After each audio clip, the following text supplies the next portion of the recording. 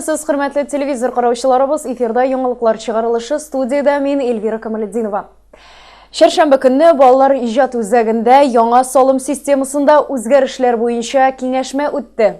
Шәхси эшмәкәрләр катнашында узган киңәшмәне салым инспекциясе белән эшләү бүлеге җитәкчесе Надежда Андреева алып барды. Билгеле булганча, яңа 2021 елда салым системасында шактый үзгәрешләр булуы көтелә һәм салым түләүдә гадиләштерелгән алым куллану өчен эшмәкәрләргә 31 декабрьгә кадәр шушы системага күчү турында хәбәр итеп, белдерү белешмәсе тапшырырга кирәк. Киңәшмәдә катнашучыларга яңа салым системасындагы үзгәрешләр һәм өлкәдәге яңалыклар хәбәр ителеп, фикер алышулар булды. Эшмәкәрләр әлеге аңлатулар буенча килеп туган сорауларга җаваплар да алдылар. Ватан геройлары көне уңайыннан якташыбыз Әфганстан сугышында катнашкан Россия герое Ильяс Дауди үзенең «Круге Кундузском» дигән китабын тәкъдим итте. Очрашу Мәскәүдә Россиянең хәрби тарихи җәмгыятендәге штаб-квартирасында узды. Китапта Әфганстанда хезмәт иткән 6 дус, 6 хәрбинең язмышы сурәтләнә һәм ул тарихи документаль вакыйгаларга таянып языла. Кундуз буҗрасы Әфганстандагы Кундуз шәһәренең билгеле бер урыны. Ул сәүдә рәтләре булган гыз-зыгылы халык күп йөри торган түгәрәк мәйдан. Чагыштырып карасаң, әлеге әйләнмә читтән караганда шулай, эчкәрерәк керсәң, анда инде төрле илләр, төрле халык, милләт вәкилләре язмышы үрелеп бәйләнгән четерекле бер урын ул. Бу басмачылык хәрәкәте Икенче бөтендөнья сугышы вакытыннан башлап хәзергә кадәр Кундуз стратегик түйін булып кала бирә, дип белдерде Ильяс Дауди. Һәм ул үзенең төп максаты итеп китапта сурәтләнгән сюжет нигезендә нәфис фильм төшерүне күрә. Тарихи һәм хәрби вакыйгаларга нигезләнеп эшләнгән фильм Россия һәм дөнья өчен бик мөһим һәм кирәкле булачак дип саный якташ героебыз. Видели короткого метра, либо там, полного метра, да, либо сериала, но вижу кино и убежден, что я в итоге все равно сниму фильм по этому произведению. В «Круге Кундузском» Кундуз буҗрасы китабы 2021 елда әдәбият буенча Нобель премиясенә тәкъдим ителеп, Стокгольмда узачак бәйгегә җибәрелде. Шәршәмбе көнне шәһәребезнең төзелеп бетеп килә торган гыйбадәтханәгә изгеләндерелгән гөмбәз һәм тәре урнаштырылды. 8 ел дәвамында төзелеп килә торган гыйбадәтханә инде тәмамлану алдында. Алтын йөгертелгән гөмбәзне күтәрү христиан динендәге шәһәрдәшләребезгә, приходка йөрүчеләргә чын мәгънәсендә зур бүләк һәм тарихи вакыйга булды. Сегодня большой праздник, историческое событие, можно сказать, которого мы ждали 8 лет, наверное, да, 8 лет тому назад. Вместе мы с вами вот это начали это доброе дело, также, да, и деньги собирали, и место очень хорошее определили. И на самом деле вот спасибо руководству Татнефти.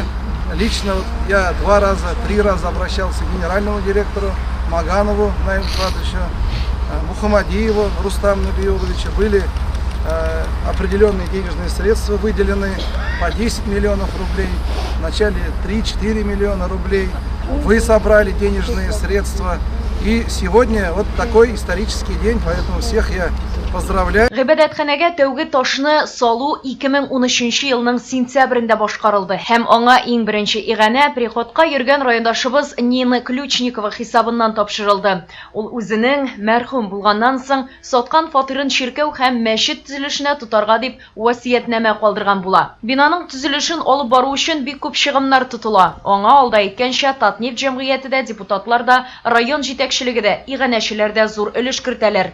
Бүген инде биредә эчке эшләр башкарылды, җылылык, яктылык кертелде, бизәү эшләре алып барыла. Һәм бик тиздән бик газап чигүче Вера, Надежда, Любовь һәм аларның аналары София хөрмәтенә төзелгән гыйбадәтханә Раштуа бәйрәменә зур тантана белән ачылачак.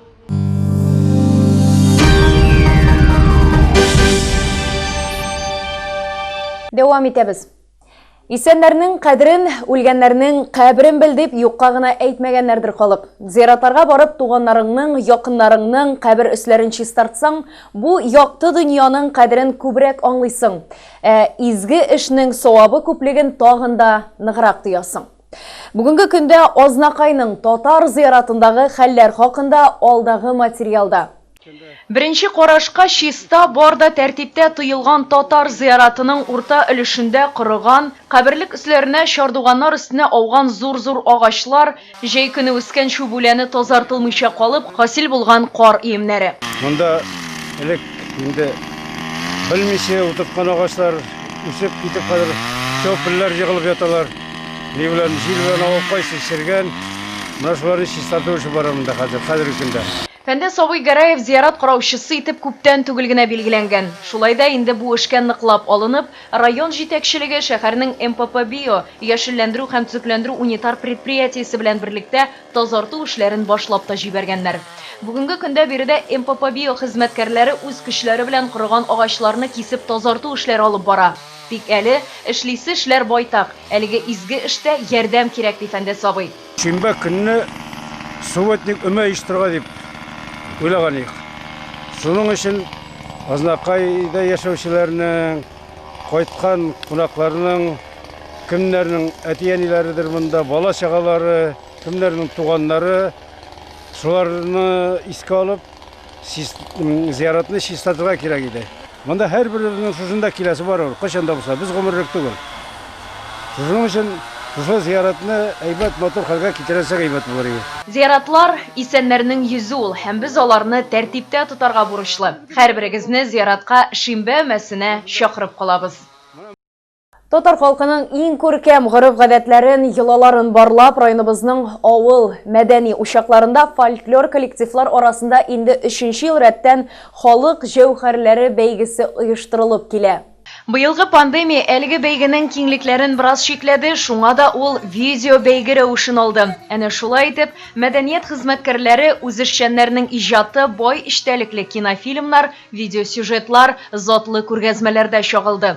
Татшуганлылар Каз өмәсе Яктыкүл авылы үз эшчәннәре бала юындыру юласы, туйкәлеләр кайын бәйрәмен, урсайлылар Сөмбелә, Уразай һәм Сәпәй авылы мәдәният йортларының кыз урлау маҗаралары тәкъдим ителеп, әби-бабаларыбыз кебек милли көйләр, уеннар белән һәр кайсысын чын мәгънәсендә олы бәйрәмгә әверелдерде.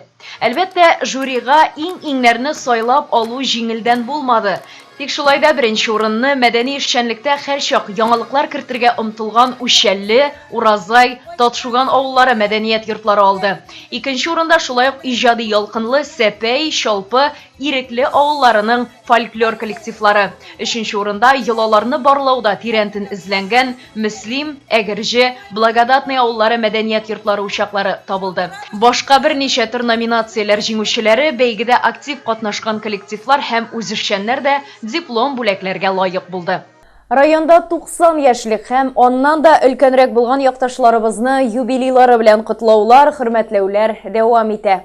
15 декабрьдә үзенең 90 яшын тутырган Рәзимә Зәкәр кызы Әхмәтованы да якыннары, туганнары белән бергә район башлыгы урынбасары Роза Галиева котлап, иңнәренә чәчәкле шәльяулык япты.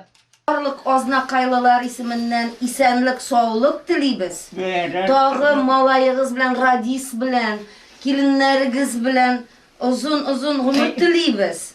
Шулай яңа елда, 2021 елда барлык теләгән әйберләрегез обязательно пусть сбываются все ваши мечты. Туганнарым әйбәт, хәлемне белеп торалар, барсы да рәхмәт яусам. Амин. Бу балалар бигрәк генә рәхмәт. Рәзимә Зәкәр кызы Кәтем авылында гаиләнең өлкән баласы булып дөньяга килә. 7 сыйныф белем ала. Чырдашлары кебек үк яшьли колхоз эшенә алынып, иң авыр тыелган хезмәтләрне башкара. Оннан соң читтә урман ягып кисә. 1953 елда Минзахир атлы егеткә кияүгә чыгып, 3 бала үстерәләр. Соңгы елларда санэпидемстанциядә эшләп лаеклы ялга чыга. Юбилярны котлап, туганнары да матур теләкләрен җиткерделәр. 90 яшькә әле бөтен кешеләр барып җитәлми, син зур бәхетле кеше. Малайың янында, ошанлыкларың кайтып тора, пенсияны алып торасың, эшләмәсәң ул пенсиядә булмас иде, яхшы пенсияләр аласың. Шуның өчен менә шушындай йортларда матур итеп яшәп ятасың 90 яшендә. Исәнлек, саулык, сәламәтлек гомерегез буена рәхәт яшәгез. Балаларның хәсрәтен күрмәгез. Тигез яшәгез. Барыгыз да тигез яшәгез. Балалар белән, кочакларыгыз белән, әниләрне, бабайларны Хөрмәт иттегез. Шушының белән сезнең игътибарга әзерләнгән материалларыбыз тәмам. Исән, имин булыгыз.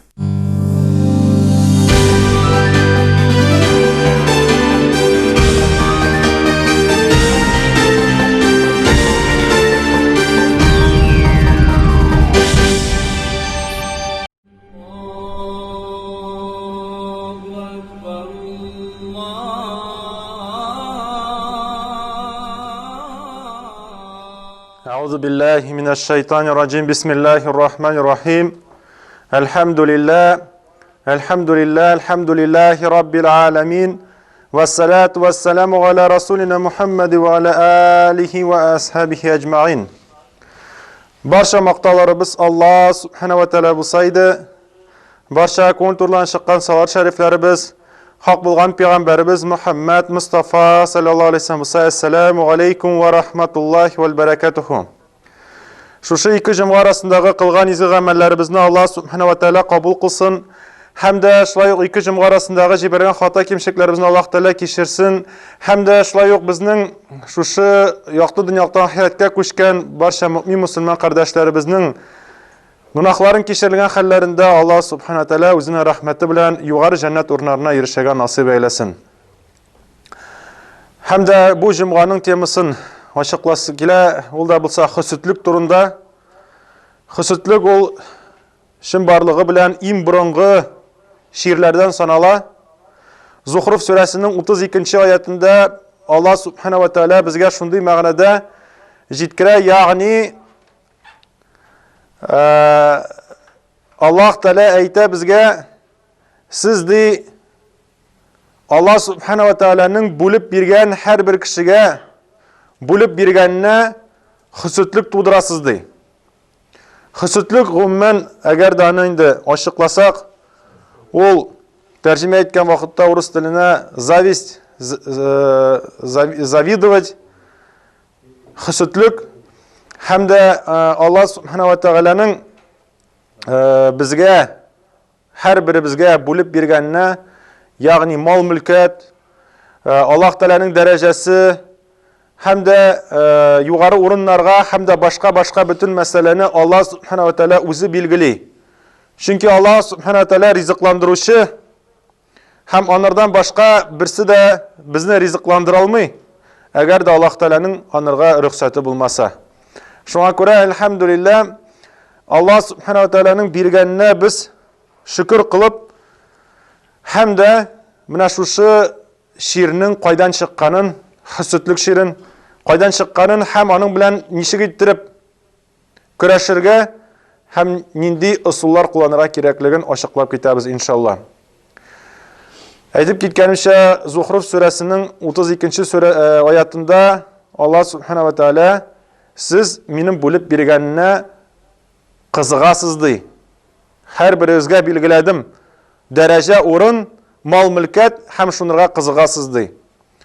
Hem de şulayıq Peygamberimiz sallallahu aleyhi ve sellem bizge ayta, yani bu şiir in burungu şiirlerden bulup sanala.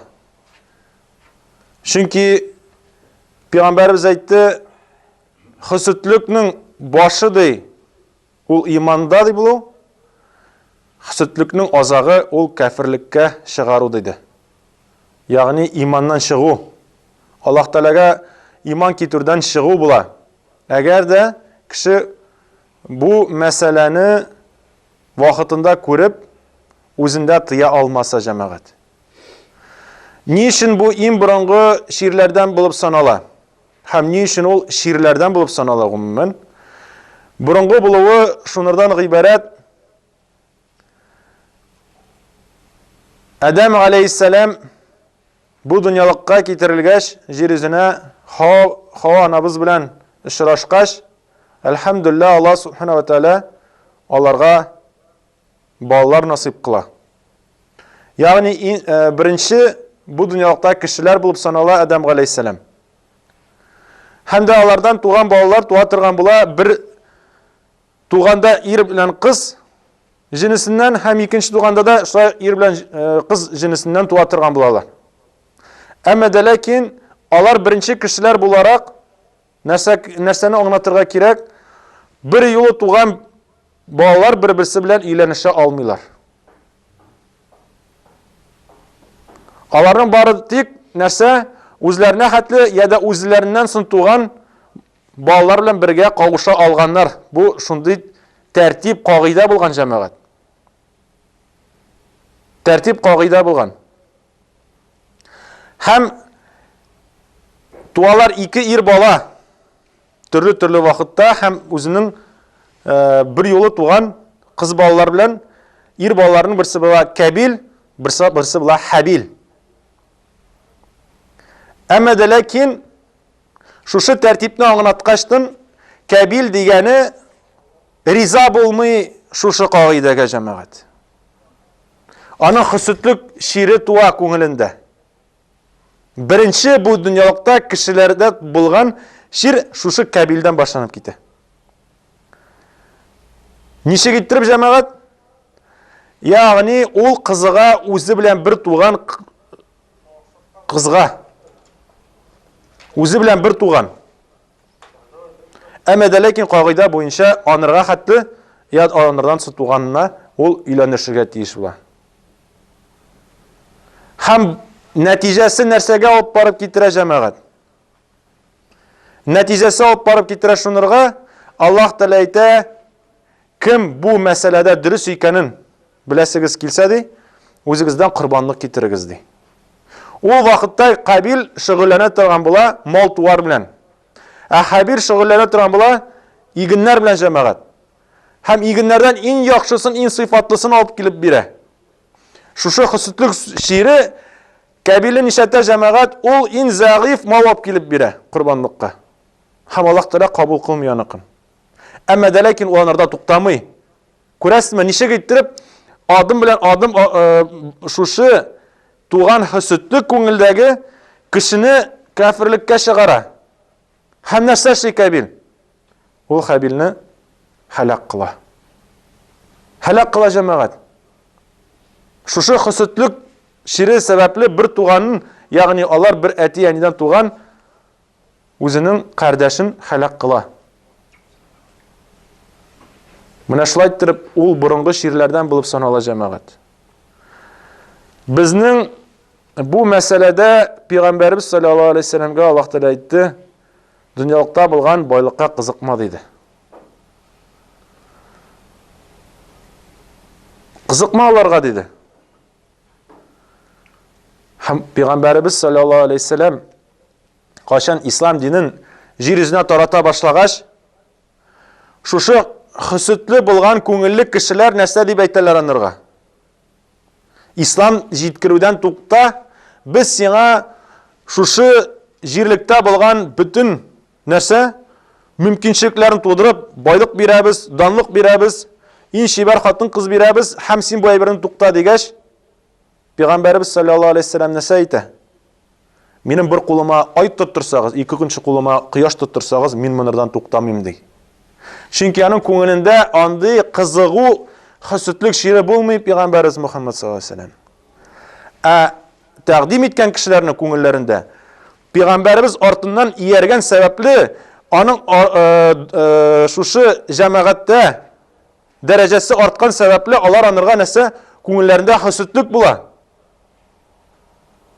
Һәм аларны һәлак итә җәмәгать. Һәм аларны һәлак итә. Шуңа күрә без бу мәсьәләдә әгәр дә бу дөньялыкта андый бер бар икән, без аны үзебездә тикшереп карарга тиешбез җәмәгать. Тикшереп карарга тиешбез. Ничек иттереп тикшереп карарга тиешбез? Бу мәсьәләдә әгәр дә безнең бу дөньялыкта булган берәр әйбергә карата, менә анырда шулай, миндә юк дип, күңелебезгә килә икән, бу шир бездә барлыкка килә башлады җәмәгать. Бу шир бездә барлыкка килә башлады җәмәгать. Пәйгамбәрбез саллаллаһу алейһи ва сәлләм әйтә, хөсетлек, ак хөсетлек булырга мөмкин шул чиракта ана, кашан кеше кызыга башка кешенең гыйлеменә җәмәгать һәм иманда булуына. Менә бу кеше гыйлемне, менә миндә булай булсын иде дип. Менә шундый хөсетлекне Аллаһ Тәала кабул кыла. Ул яхшы хөсетлекләрдән санала. Ягъни Аллаһ Тәаланың туры юлына, Аллаһ Тәала тугры булуына илтә торган ак хөсетлекләрдән санала җәмәгать. Һәм әлхәмдүлилләh Аллаһ Субханаһу ва Тәала безгә моны рөхсәт итте. Моны рөхсәт итте. Чөнки гыйлемгә ашкыну ул Аллаһ Тәаләгә якынаю. Никадәр бездә гыйлем арткан сайын, шу безнең арттыра иманыбызның көчен, ягъни Аллаһ Тәаләгә тәкъва булуыбызны. Һәм безне бу дөньялыкта саклый җәмәгать. Гыйлем аша гына без нәрсә эшләябез? Бу дөньялыкта отышлы чыгалабыз җәмәгать. Ә гыйлемсезлек безне җәһәннәмнең утына кертергә мөмкин. Наданлык, гыйлемсезлек безне һәлак итәргә мөмкин. Шуңа күрә, әлхәмдүлилләh, менә бу мәсьәләдә хөсетлекебез безнең дөрес була. Һәм дә шушы хөсетлек белән һәрбер кеше үзендә көрәшергә тиеш. Ничек иттерү җәмәгать? Менә бу чиракта кичәгенә генә безгә әлхәмдүлилләh шундый яхшы вәгазь белән бер хәзрәт җиткерде, кешенең күңелләрендә булган шигырьләрдән ничек иттереп арынырга дигән вакытта. Бу мәсьәләдә беренче чиратта кеше аңларга тиеш үзендә андый шигырь булуын. Һәм ни өчен аны әйтелә ул шигырь дип? Ни өчен шигырь дип әйтелә җәмәгать? Менә бүгенге көндә без беләбез, төрле авырулар бар. Авыруга карап нәрсә эшлиләр? Табибка баралар да табиб әйтә, синең ди шундый авыруың ди. Һәм шундый дарулар кирәк булачак, шушы авырудан нәрсә арыныр өчен. Һәм кеше шуны куллана башлагач, Аллаһ Субханаһу Тәала рәхмәте белән сәбәп тудырып, нәрсә? Аның шушы авыруы китә башлый. Әлхәмдүлилләh. Пәйгамбәрбез саллаллаһу алейһи ва саллям әйтте, кешедә бар бер ит кисәге ди. Әгәр дә ул сәламәт булса ди, аның бөтен тәне сәламәт булыр ди. Әгәр дә аның ул өлеше авырулы булса ди, аның бөтен тәне авырулы булыр ди. Пәйгамбәрбез саллаллаһу алейһи ва саллям безгә җиткерә нәрсә? Йөрәгебез турында җәмәгать. Йөрәгебез турында җиткерә. Шушы йөрәктәге булган ширебез турында җиткерә җәмәгать. Һәм менә шушыны без вакытында күреп, никадәр аның өстендә тизрәк эшли башласак, әлхәмдүлилләh, Аллаһ Субханаһу ва Тәала тизрәк безгә шифа да бирер. Тизрәк безгә шифа да бирә җәмәгать. Чөнки бу йөрәкне каплап пешрата торган ширләрдән санала. Йөрәкне каплый. Син бүтән берәр күрми башлыйсың. Менә аның шундый, менә аның мондый, миңа Аллаһ Субханаһу ва Тәала насыйп кылмады, һәм кеше нәрсә эшли башлый, ул кешене хәтта ләгънәт кыла башларга мөмкин. Менә шулай булсын анырга, шулай яхшы булган анырга дип. Менә моны вакытында туктата алмаган кеше һаман сайын үзен нәрсә? Кафирлеккә илтә. Әкрен генә кафирлеккә илтә үзен. Шул сәбәпле бу мәсьәләне үзебездән чыгару өчен моны беренче тану кирәк. Әгәр дә кеше әйтми икән үзенә, хакыйкатьтә минем хөсетлек дигән мәсьәлә күңелемдә бар икәнен үзендә танымый икән, ул аның белән көрәшә дә алмаячак. Көрәшә алмаячак җәмәгать. Танымаган, күрмәгән әйбер белән аның белән нәрсә? Аның белән эш итеп булмый. Аның белән эш итеп булмый. Шуңа күрә безнең бу мәсьәләне иң беренче чиратта күреп танып белергә кирәк. Аннан соң шушы таныганнан соң иң яхшысы безнең табырга кирәк арабыздан шундый кардәшебезне, кемнең бу мәсьәлә төбендән үк юк. Төбендән үк юк. Һәм дә без нәрсә эшләргә тиешбез? Шушы кеше белән якынайырга тиешбез. Шул якынайган вакытыбызда, әлхәмдүлилләh, Аллаһ субхана ва тааля безгә ярдәм бирә башлый. Ни өчен? Чөнки бу кеше безгә табиб кебек булачак җәмәгать.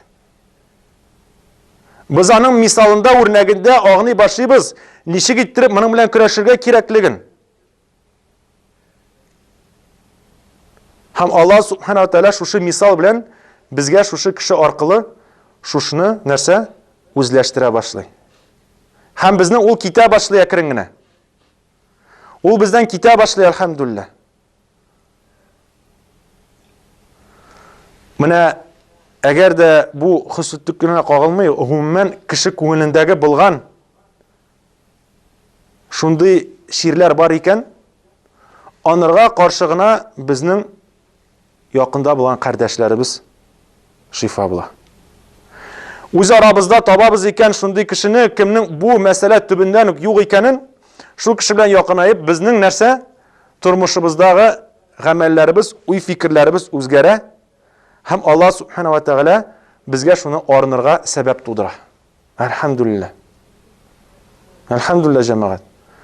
Шуңа күрә менә бу шыракта шулай ук үзебезнең якын тирәбезне күзәтергә тиешбез. Үзебезнең якын тирәбезне күзәтергә тиешбез җәмәгать. Мисал иттереп китергән вакытта, әгәр дә безнең якын тирәбездә менә гөл bütün әйбердән риза булмавын күрсәтә торган кеше арабызда бар икән, безнең кырдагы җәмәгатьтә, һәм ул даими рәвештә һәр вакыт шушыны китереп күрсәтә, менә бөтен җирдә шулай, миндә юк, я да кырдагы иптәшебез сүгене бирә икән, син бер көнне сизмичә дә каласың, ничек аның хәрәкәте үзеңә күчә башлаган.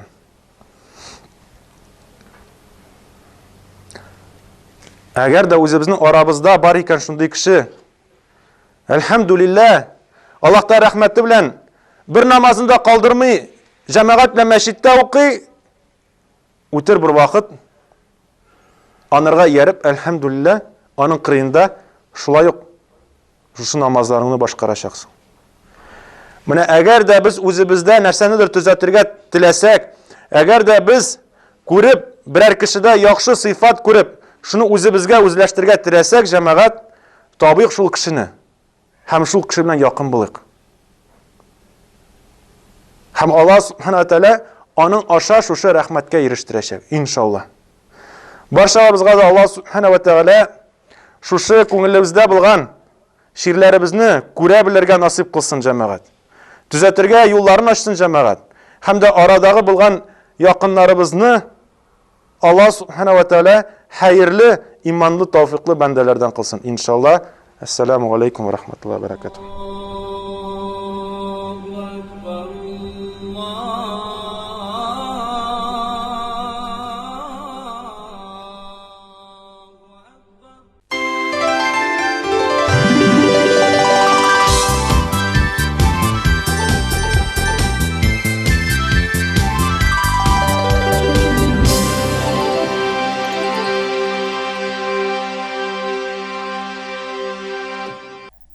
Тыптан гына яуган аппак карлар сезгә сөенечләр китерсеннәр, якыннар, туганнар янәшәсендә каршы алырга язсын сөенеп һәр бәйрәмне. Исәнмесез, хөрмәтле телевизор караучыларыбыз, эфирда бәйрәмегез котлы булсын тапшыруы һәм инде бүген дә иң матур теләкләрне нәкъ тә менә шушындый аппак карлар яуганда үзенең туган көнен билгеләп үтүчеләр хөрмәтенә юлларбыз. Тәбрикләү хаты 80 яшын билгеләп үтүче Сайма апа Харисовга юлланыр һәм Сайма апаны экраннар янына якынрак дәшәбез. Шатлык, куанычлар, сәламәтлек юлдаш булсын әни гомергә. Йортыбызны җылытучы учак, нур сибүче кояш син безгә. Уразай улында туып, шунда гомер итүче Харисова Сайма Мирсәет кызының 18 декабрьдә олуг юбилейе 80 яшь тулган көне белән кайнар котлыйбыз. Әниебез, Син Зәмхәрир декабрь салкыннарында туган булсаң да, балаларыңа, туганнарыңа җылылык бирә торган кайнар йөрәгеңә тагын да көч, куәт өстәлсен. Кышкы тәрәзәләрдәге бизәкләрдәй дә күңелең матур бит синең, киң бит синең. Әни, син эшләгән дәвреңдә колхозның иң авыр эшләрендә, терлекчелектә, иратлар белән бер рәттән хезмәт куйдың. Безне бер ялгызың укытып, кеше итеп, барыбызны да зурлап, олы тормыш юлына аяк бастырдың. Барысы өчен дә зур рәхмәт сиңа, әни. Аллаһ Тәгаләбез яраткан бәндәсенә авырлыклар биреп сыный дигән. Сиңа да әниебез иңнәреңә күтәрә алмаслык авырлыкларда бирде. Язмыш сине сынады, ләкин син сынмадың, сыгылмадың. Язмыш сынауларына каршы барырга үзеңдә һәр вакыт көч таптың. 5 вакыт намазыңны калдырмыйча, безгә балаларыңа, аныкларыңа рәхим, шәфкать, сәламәтлек теләп Аллаһ Тәгаләгә ялварасың. Безгә балаларыңа, аныкларыңа үрнәк әни ак әби бит син, безнең газиз кешебез, әниебез. Һәр вакыт якты йөзең, тәмле сүзләрең, кайнар ашларың белән каршылаганың өчен бик зур рәхмәт сиңа, әниебез. Синең безгә күрсәткән изгелекләреңне уйлап та, санап та бетерерлек түгел. Вакытында безгә әти дә, әни дә булдың. Бүгенге көндә тормышта үз урыныбызны табып, үзебез әти-әни булгач та туган йортыбыз үзенә тарта. Чөнки анда син бар бит, әниебез. Тагын бик күп еллар тәрәзәләрдәге утны сүндермичә безне каршы алып, озатып калырга язсын иде сиңа, әни. Бала чакта без агарткан чәчләрең, битеңдәге җыерчыкларың, борчулар өчен кичерсәң иде син безне, әни. Без сине барлык балаларың, оныкларың, оныкчыкларың бергә җыелып, бүгенге гомер бәйрәмең белән чын күңелебездән тәбриклибез. Сиңа нык сәламәтлек, күңел тынычлыгы, кайгы-хәсрәтсез көннәр, балаларыңның, оныкларыңның күңел җылысын тоеп, игелекләрен күреп, бәхетле озын гомер кичерүеңне теләп калабыз. Котлы булсын, әни, туган көнең, матур булып атсын таңнарың, рәхәт яшә, игелеге төшсен син үстергән һәрбер балаңның. Сиңа рәхмәт сүзен, әниебез, белдерәбез туган көнеңдә. Үстердең син безне кеше итеп, олы рәхмәт барысы өчен дә. Бу тормышның агын, караларын, кайгы, шатлыкларын күп күрдең. Көнне төнгә, очын-очка ялгап безне кадерләп син, әни, үстердең. Таң калабыз синең батырлыкка, сокланабыз синең сабырлыкка. Йөзләреңә чыгармыйча хәсрәт төсен үстердең син безне ялгызлыкта. Онытмабыз сине бер кайчан да, рәхмәтлебез сиңа барсы өчен дә. Изге әни, синең күңелләрең озын гына булсын гомерләрең. Иң изге теләкләр белән барлык балаларың, оныкларың, оныкчыкларың исеменнән кызың Тәслимә киявең Рәсим диелде әлеге матур тәбрикләү хатында. Хөрмәтле Сайма апа, без дә әлбәттә шушындый матур котлауларга кушылып, сезне 80 яшьлек юбилеегыз белән тәбрик итәбез.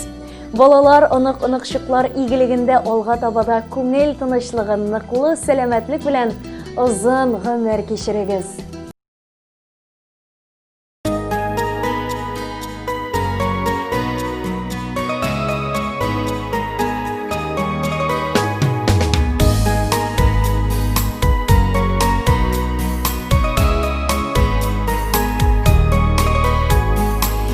Çiçeklerge dingelep maturım dip Enkey mini koşup olasın Çıkan soyun yırak yollarıma Dığaların kılıp kolasın Minim üçün utılar yutasın sin Şadlık daryaları kişesin Dimesin dip durmuş salkınları Жылы җилләр булып исәсең Минем өчен утылар йотасың син Шатлык дарьялары кичәсең Тимәсен дип тормыш салкыннары Жылы җилләр булып исәсең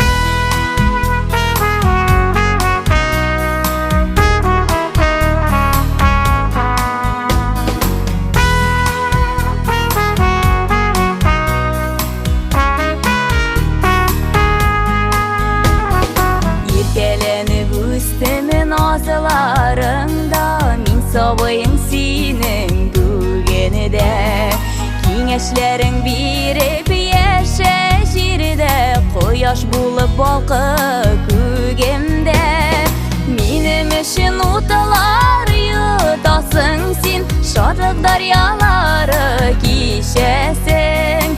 Тимәсен дип тормыш салкыннары, җылы җилләр булып исәсең. Минем өчен утылар йотасың син, шатлык дарьялары кичәсең. Тимәсен дип тормыш салкыннары, җылы җилләр булып исәсең.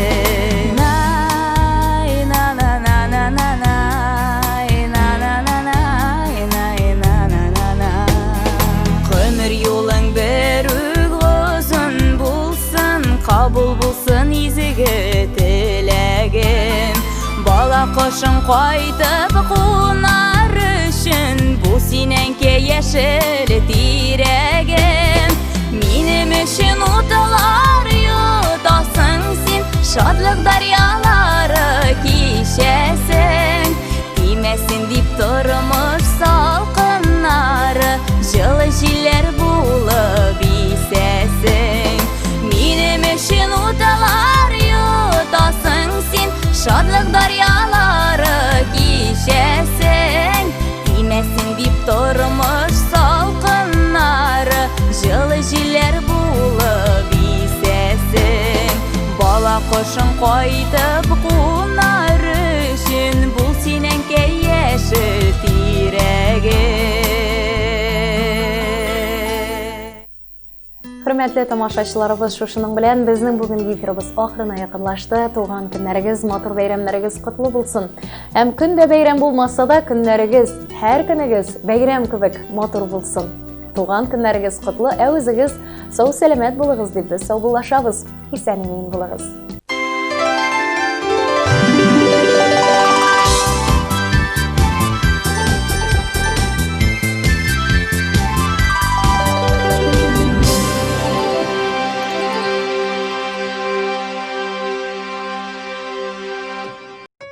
Именная ложка – безусловно отличный подарок на праздники и будни. В торговом центре «Шифа» заработал отдел именных подарков для самых любимых. Наши приборы смогут украсить ваш стол и послужат прекрасным подарком на долгие годы. У нас в ассортименте только качественные ложки российского производства. Также оперативно выполним коллективные заказы. Ждем вас по адресу Азнакаева, торговый центр «Шифа», улица Нефтяников, 33, телефон 8 987 173 63 95.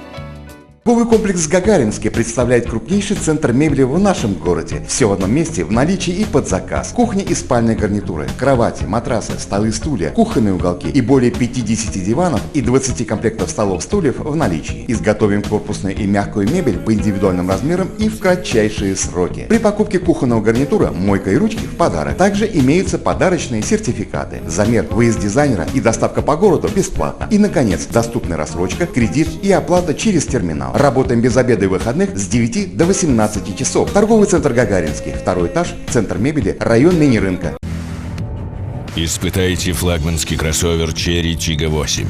Мощный двигатель 2.0 турбо, внушительный внедорожный потенциал, инновационные платформы от Cherry и Jaguar Land Rover. Tiggo 8. Путешествуйте бизнес-классом. У официального дилера «Диалог Авто» в городе Азнакаево, Шейхудинова 12Б, телефон 99006. Неповторимый стиль, современные системы безопасности, отличная управляемость.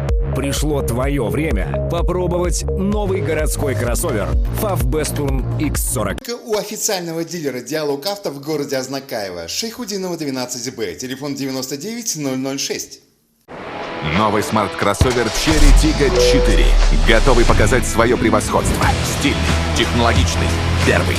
Прикоснитесь к будущему уже сегодня, открывая новые грани характера за рулем Cherry Tiggo 4.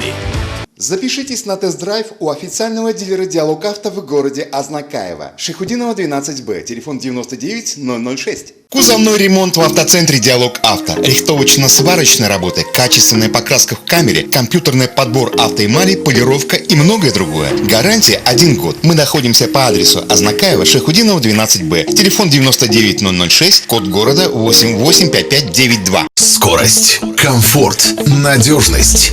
Да. Мы выбираем самое лучшее. Стильные, универсальные, практичные, яркие, классические, современные автомобили в автоцентре «Диалог Авто».